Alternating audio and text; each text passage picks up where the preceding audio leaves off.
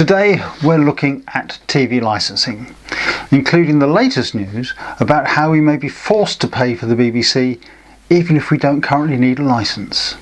Welcome to Grey Matters.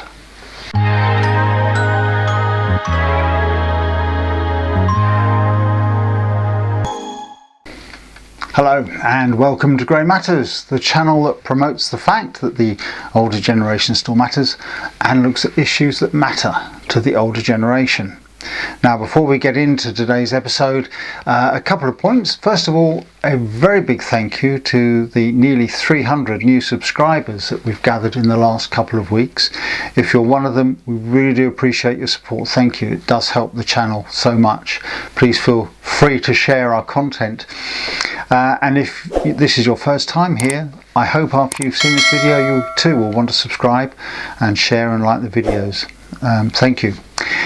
The second thing is that you might think I look like I've been through a couple of rounds with Mike Tyson. There appears to be some bruising on my face. Well, that's actually not bruising. Regular viewers to the channel will know that I occasionally have to be treated for sun damage, and the treatment involves a chemotherapy cream that is quite volatile and causes your face to explode and look bruised, and it's quite horrible. But it will last for 3 to 4 weeks, so you may see me looking even worse as time goes on. So my apologies for my looks. Mind you, I normally apologise for that in every episode, whether or not I'm receiving the treatment. Okay, TV licensing. Now, it's become a big issue for many people, especially the older generation, many of whom are confused about the rules. And there are those who believe you still need a licence to listen to the radio. And many who think just by owning a television you must have a licence. And there are some who don't have a licence and are receiving some very threatening letters. So let me just assure you that if you're following the legal rules, you can quite simply bin those letters without even reading them.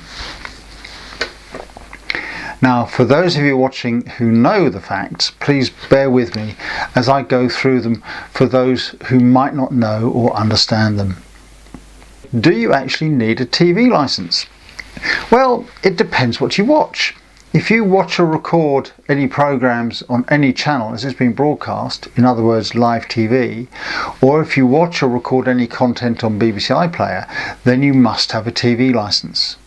And note that live TV does not just mean events as they're broadcast live as they happen, such as sports or royal weddings or Remembrance Day parades. It means watching any channel broadcasting programmes in accordance with its schedule. So if you tune into EastEnders or Coronation Street every week at their scheduled times, that is a live broadcast, and that includes +1 channels. They're still being broadcast live, but just an hour later. So what can you watch without a licence? Well, you can't watch BBC content without a licence of any description, but if you have a smart TV, laptop, smartphone or tablet, there's no need to miss any of your favourite shows on other channels. Simply watch them on demand via their apps. ITV, Channel 4, Channel 5 all have their own, but be aware you can also watch live TV through those apps, which you obviously should avoid if you want to stay within the law.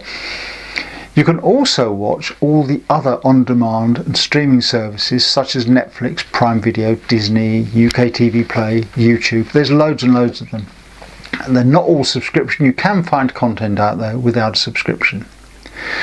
And you absolutely do not need a licence just because you own a TV. It depends what you use it for, and as long as you don't use it to watch or record any programme on any channel as it's being broadcast, or use BBC iPlayer, you're in the clear. And as for radio, well, that hasn't required a licence since 1971. Now, here at Grey Matters Towers, we've not had a licence for at least 4 years. It's not required, but we have completed a no licence needed declaration, which you don't have to do, but we've done it, and it lasts for 2 years, and that should reduce the risks, if you like, of visits from their enforcement officers.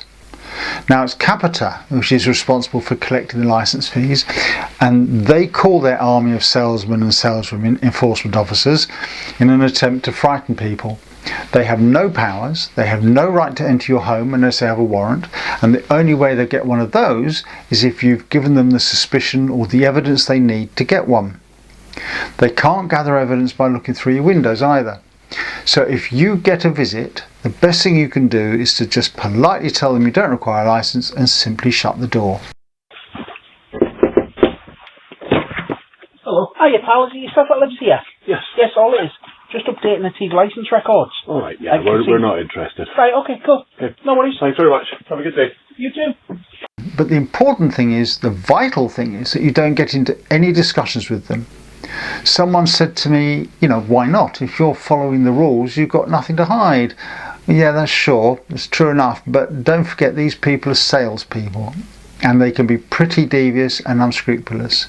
If they can engage you in conversation, it gives them scope to twist what you say or find a way to intimidate you more. The end result, however, is that you could quite innocently incriminate yourself when you've done nothing wrong. As an example, one guy invited them in and showed them that his TV wasn't connected, it was only connected to his DVD player. The aerial lead was coiled up in the corner, nowhere near the TV, but the salesman then plugged in the aerial, showed him that there were live pictures on there and reported him for no licence. I believe quite rightly that case was thrown out, but just don't trust these people. Okay, so hopefully that's demystified some of the rules for you. Might have confused you even more, who knows. But let's now have a look at this latest news about the future of the licence fee. Stand by to be annoyed. The future funding of the BBC will be decided in 2027 when the BBC's charter expires, and there's a new report being considered by the Lords Communications and Digital Committee. Now, this report suggests that a universal household levy could offer a viable alternative to the BBC licence fee. Seriously? So anyone who currently doesn't need a licence will have to pay for services they don't use. Can you imagine if, say, Netflix managed to push through legislation that forced every household in the country to pay for it, even if they never use it? This is outrageous, and my thanks to Chili John Carney for bringing this up to my attention. If you've not checked out his channel, please do so, because he has a ton of content about TV licensing that's really worth watching, and I'll leave a link in the description down below for you. Now, this report also states that this universal levy, and they mean tax of course, let's call it what it is, would need to be means tested to make it fairer. And linking the fee to the council tax will be a way of achieving this. I reckon we pay too much council tax already, considering that we're getting less and less for our money. And then the report goes on to suggest that public service content could be publicly funded, whilst other programming such as high-end drama will be behind a paywall. What? So you'll be forced into paying a licence fee through your council tax, even if you don't watch BBC or use iPlayer. And okay, if you pay your licence fee already, that might not be a problem for you. But then to watch any quality BBC programmes, if there is such a thing, you'll have to pay per view or pay a subscription on top. Now, how is this making it fairer? You know that the news and documentaries and stuff may well be free, but anything like, you know, Downton Abbey and the things you love to watch, you're going to have to pay for. And let's not forget, even with means testing, it's pensioners and those in poverty who are still going to be worse off. If it is prepared to embrace subscriptions for premium content, then that should be their funding model for everything. They won't do that, of course, because I imagine the take-up will be pretty poor. They won't make any money. So what do you think about this? Let me know in the comments. How do you feel about paying for a licence fee through your council tax? Would you pay a subscription to watch BBC? What about pay-per-view? I would actually welcome that, because there are a couple of programmes that I miss viewing that I can't watch anymore, and I might well use that.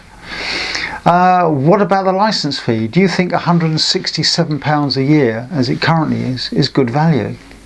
Some people do. And how would you like to see the BBC funded in the future? Do let me know. Comments are down below. You know what to do.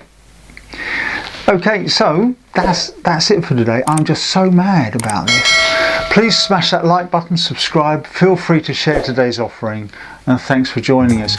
I'm off to lie down and calm down. Until the next time on Grey Matters, thanks for joining us. Bye for now.